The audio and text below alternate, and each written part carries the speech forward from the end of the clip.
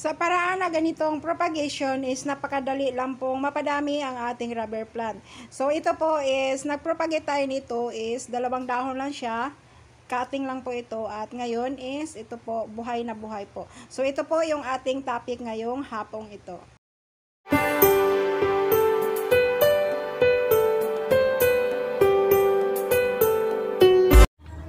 Good afternoon guys!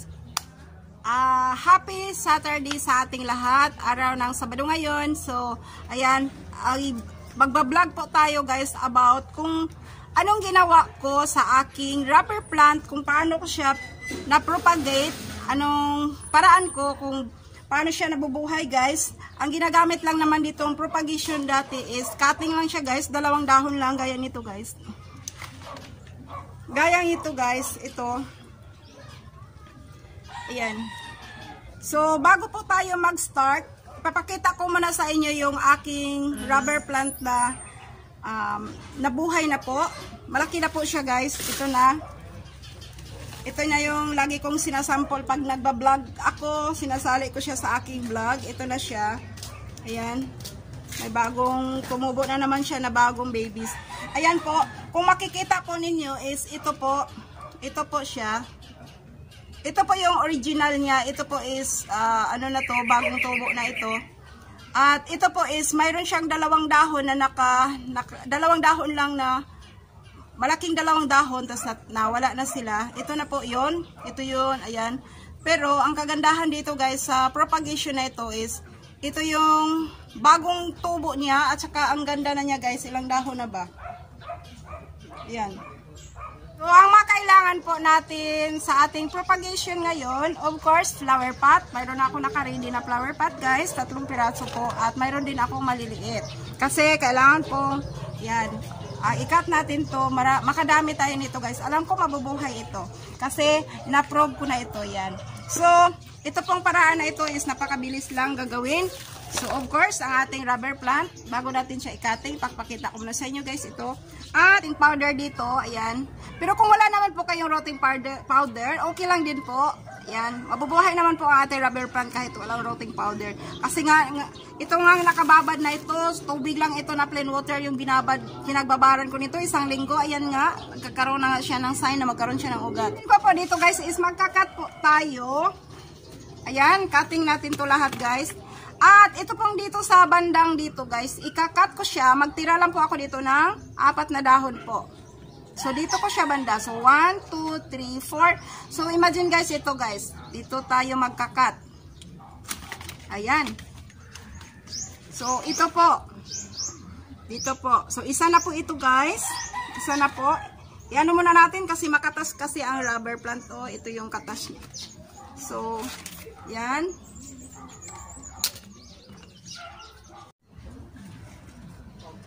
So, ayan, nilagyan ko siya ng tissue. Kasi po, bawat cutting po ng rubber plant is grabe ang katas niya, guys. Yan, so, kailangan may nakahanda kayong tissue para punas agad.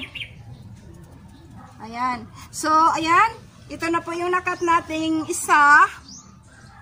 Ayan, ganda ng forma nito, guys. So, dito ko siya ilagay, para yan dyan. At, ayan, magkakat na naman din tayo ng 3 po. Mag-ano po ako dito ng 3 dahon. Dito ko po ikakat. So, 1, 2, 3. 3 dahon po.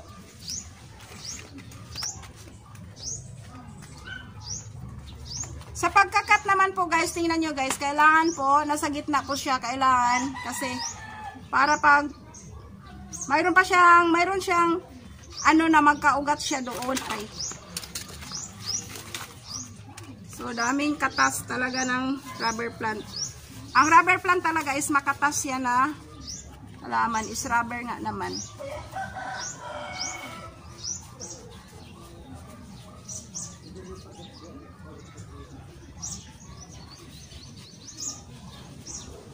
Ito po. Yan, pag napunasan siya agad, nawawala agad yung katas niya, guys. Ayan. Punas na naman tayo. So, 3 dahon uli. So, tingnan nyo guys, sa pagkakat natin is nasa gitna po guys.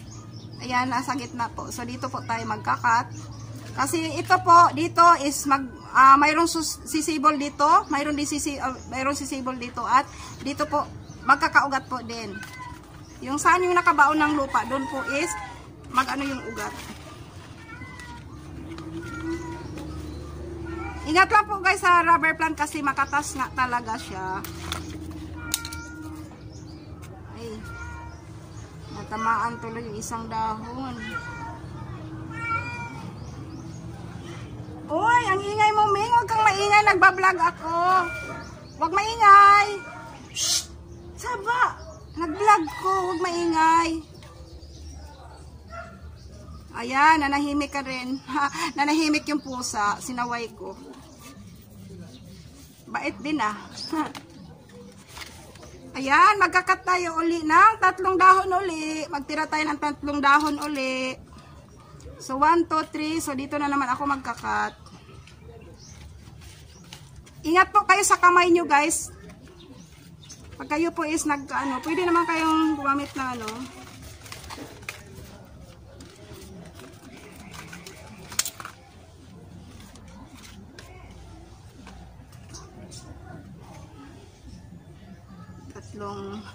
Guys, ang bilis padamihin ng rubber plant. So, maganda ito pang negosyo kasi madali lang siyang padamihin. At ang rubber plant guys, mahal din po. Alam nating mahal ang rubber plant. Maganda kasi pang indoor plant ang rubber plant. Ang daldal po. Ayan.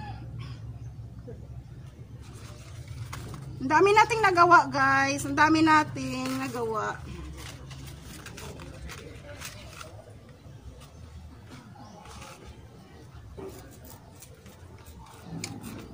Guys, sa mga naghihintay ng buto ng money tree guys, ulitin ko po. Hintay-hintay lang po kayo.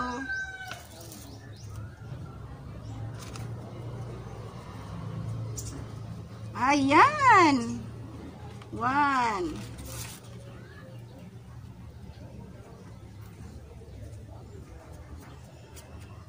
2.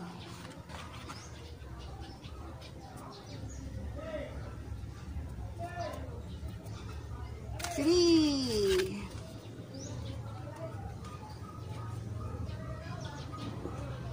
4. 5, 6, 7. Hala! Nakagawa po tayo ng 7. 7 po yung ating itatanim guys. Ang dami. Imagine guys, biglang dadami yung ating rubber plant. So, ayan, natapos na po tayong mag-cutting. So, ang gagawin po natin ito, kasi ako po is mayroon akong rooting powder. So, kailangan ko po siyang lagyan ng rooting powder. Ito pong rooting powder guys, ito is na-order ko lang po ito sa Lazada. At kung wala naman po kayong rooting powder, okay lang din po. Ayan, ang gagawin ko po dito is, maglagay po ako ng konting rooting powder.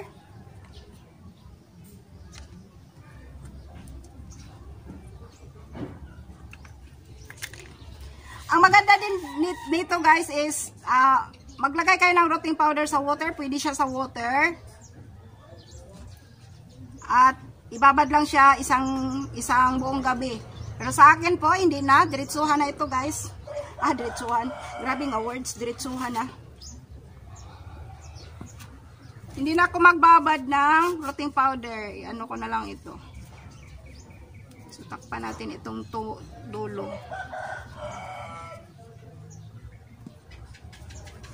Kasi nga, buhat nung ito po is nakababad ng matagal sa tubig. Ikat ko to siya. Para magkaroon siya ng bago.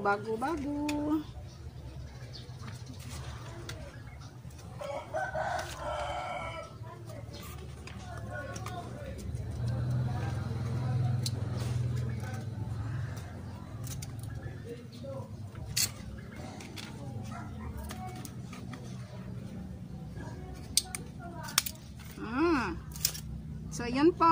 Lagyan natin ng rooting powder. Ganito lang po, guys.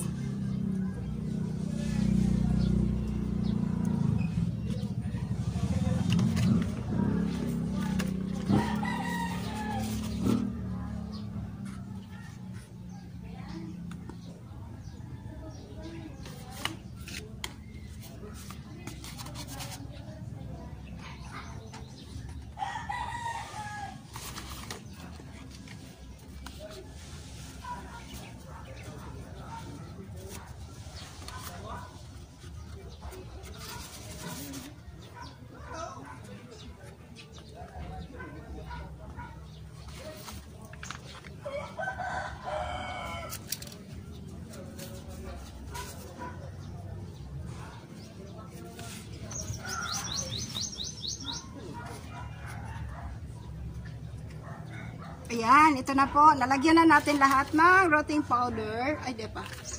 Napaisa. May isa pa pala. Meron pang isa na. Sarap pakinggan ng mga ibon. Guys, ang rotting powder po guys, kung gusto niyo mag-order sa Lazada, ayan. Hindi ko na matandaan magkano ito, basta mura lang ito guys. At ang tagal-tagal po maubos. Ayan po, rotting hormone powder. Yan.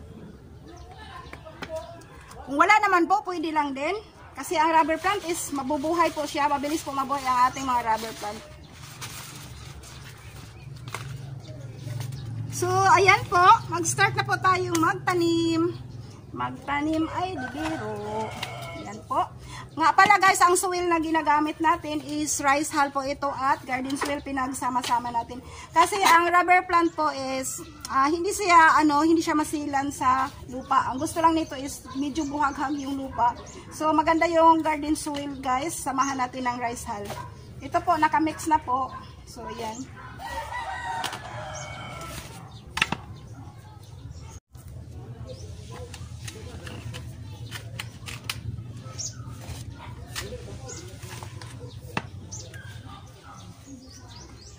So, unahin po natin to guys. Ito po.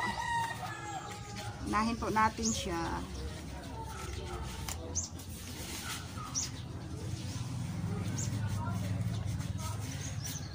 Kailangan lang pag nagtanim kayo, medyo diinan ninyo yung guys, portion sa lalim.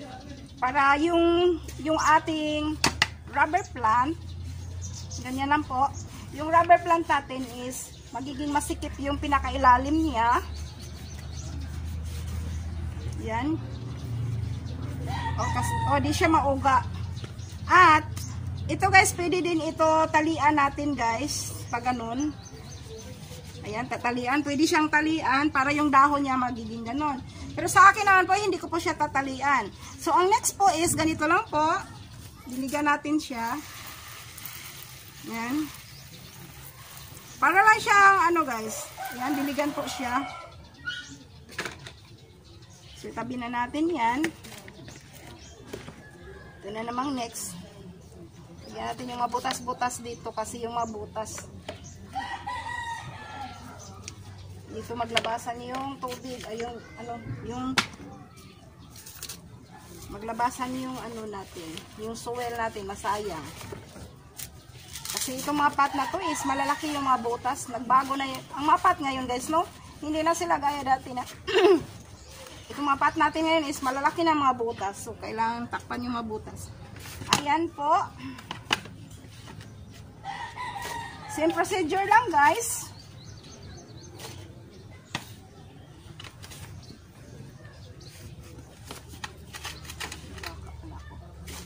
Sorry po. Ayan. Idiin-diin natin yung ating soil. Para yung ating rubber plant, makadiin siya.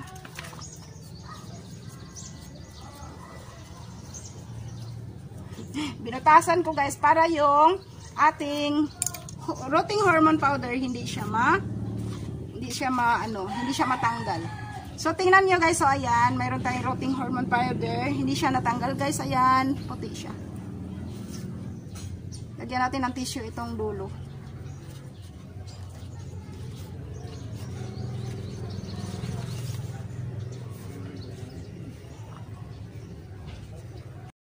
Guys, natapos na tayo magtanim ng ating rubber plant through cutting. So, yan, ilalagay lang po natin ito sa lugar na hindi siya direct sa strong sunlight.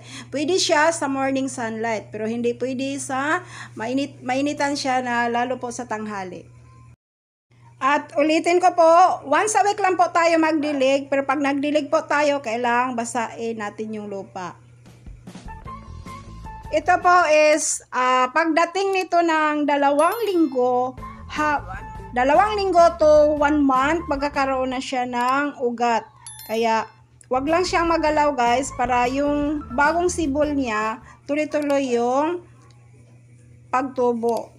Ang kailangan lang, hindi siya magalaw. Kaya, ako ilalagay ko to siya sa medyo mataas na lugar na hindi mapaglaruan ng pusa kasi maraming pusa dito.